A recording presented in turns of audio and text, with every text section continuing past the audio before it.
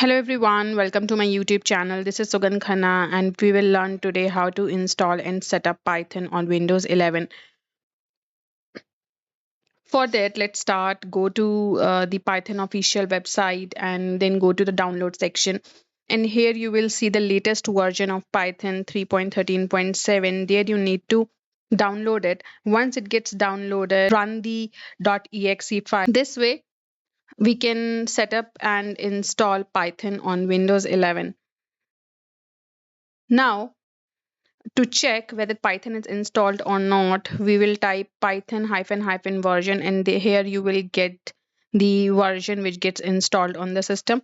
Now we will learn how to run the first Python program on your Windows 11 machine.